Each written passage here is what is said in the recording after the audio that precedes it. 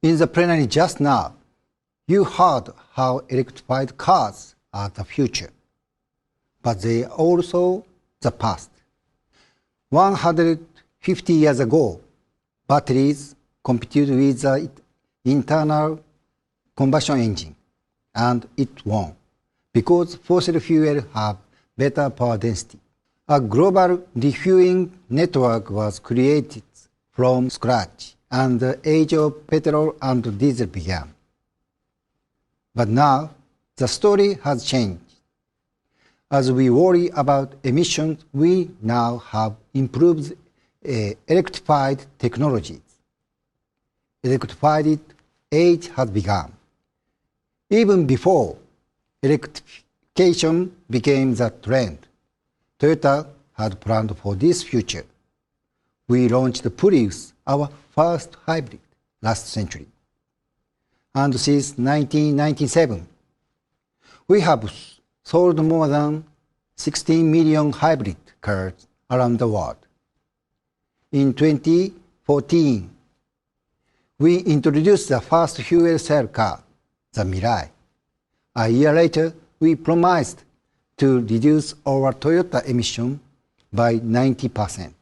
And by 2025, we expect to sell 5.5 million electrified cars every year. That means we will be able to offer our customers more than 60 new electrified choices. But then, less than 10% of our sales will not be electrified. But whatever happens between now and 2025, we have hybrid now.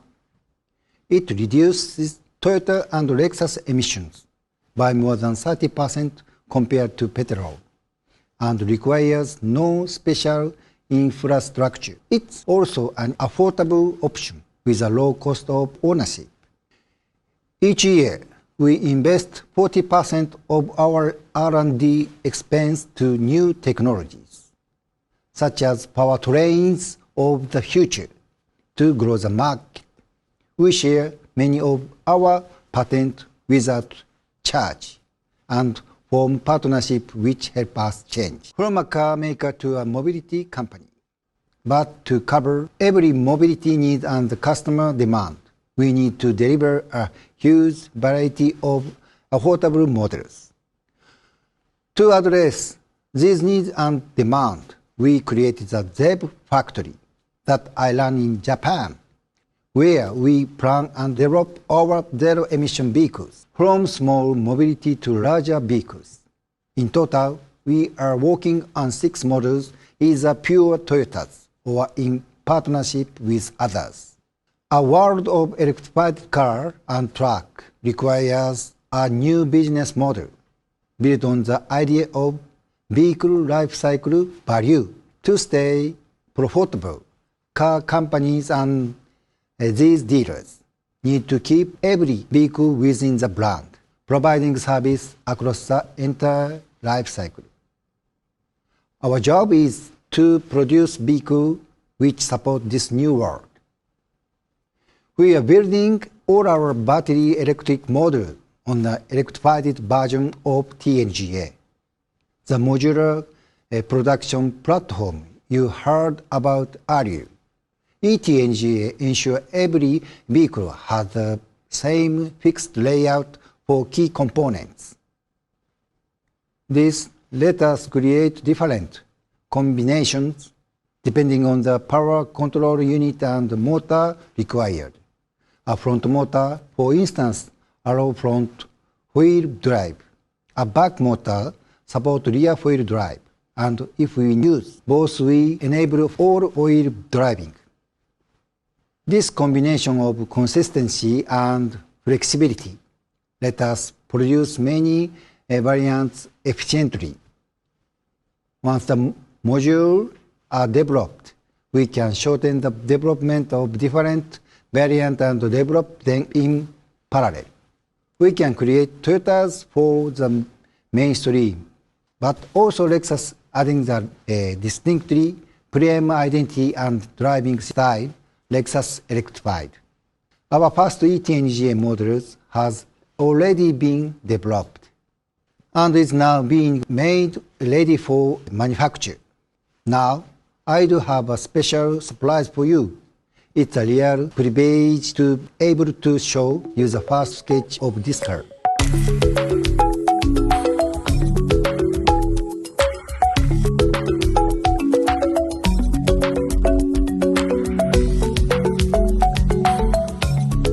This is all very exciting, but I have not yet mentioned the most important part of electrification, the batteries. With hybrid, we use a small, light, compact battery, which provides a high efficiency at low cost. But pure electric cars need bigger batteries. So our challenge is to scale quality and durability and minimize the cost. Hybrid has taught us so much about charging and discharging.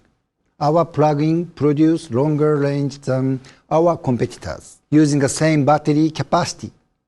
So we are transferring this knowledge to battery electrics to increase this range and reduce their impact on the planet.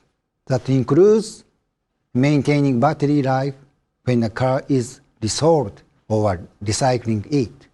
We are working with partners on new type of battery with the aim of increasing supply capacity and reducing cost. In fact, our last joint venture with Panasonic aims to boost efficiency of development and production process by 10 times.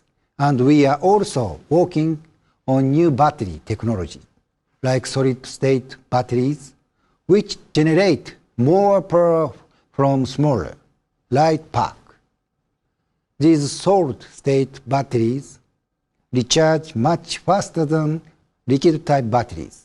We expect to introduce a first mass-produced electrified vehicle using a solid-state battery in the first half of 2020s. Now my colleague, Andrea Carucci, will continue the electrifying story. Thank you, Toyoshima-san. Earlier, Dr. Van Zyl talked about global demand for hybrids and plug-in hybrids rising 600% in the next 5 years. And we are starting from a high baseline. Here in Europe, electrified cars represent 11.9% of total car sales. Hybrid represents 36% of all electrified sales right now. And if you look more widely, plug-in is 29% and pure battery electric 35%, with 5 countries leading the charge, representing 3/4 of the total sales, driven by strong incentives. So, as of 2020, Toyota has 21% share of Europe's increasingly electrified market.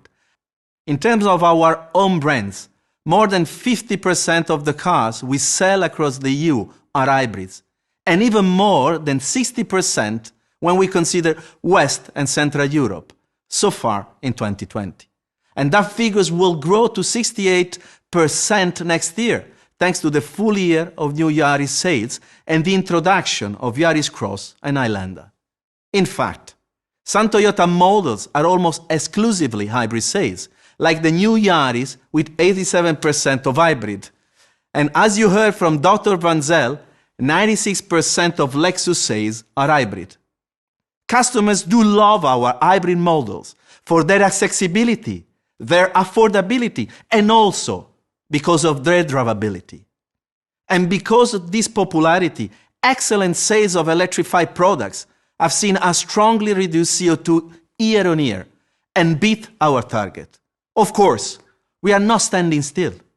We continue to improve our hybrid offer, introducing new models, adding extra engines to existing models and offering all-wheel drive options. Next year, we will launch Yaris Cross and Highlander, combining hybrid with Toyota's long SUV heritage. This means our customer will be able to choose a hybrid SUV of virtually any size across all the key market segments, B, C, D, and E.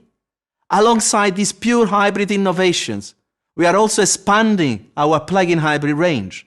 For instance, some of you may have already driven the new RAV4 plug-in, which earned extremely positive reviews. A lot of this was down to its performance, allied to frugal fuel consumption, plus CO2 emissions of less than 22 grams per kilometer. Another talking point was the pure electric range of 75 kilometers, achievable in real-life conditions.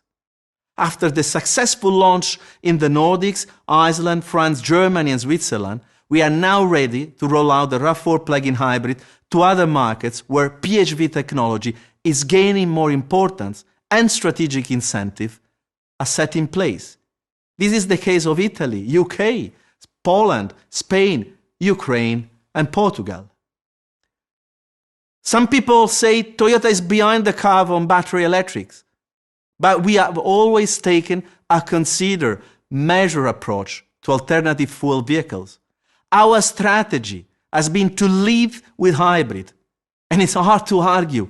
With 16 million hybrid sales worldwide, 3 million of which are here in Europe. That's allowed us to hit tough emission target without having to make a sudden early move into battery electric powertrains. However, hybrid success has given us the foundations we need for other electrified powertrains, which will be introduced when the time, the market, and the infrastructure are right. And the time is getting closer. We are now seeing demand begin to grow in some markets especially, which explains why we are starting to roll out our own battery electric vehicles. We started with Pro Ace this year, and we'll add Pro Ace City battery electric in 2021. Alongside, it will be our first ever pure electric car developed specifically for Europe. This will be a mid-size SUV around the RAV4 size and built on an e-TNGA dedicated platform shared with Subaru. Please stay tuned. You will know more in course of next year. This is the first Toyota to use the vehicle lifecycle value business model that Toyoshima-san has explained just now. Value has been built into every stage of the life cycle, from sales to mobility services and resale to recycling. But for now, I would like to leave you with a simple thought. Toyota led the way of electrification through hybrid.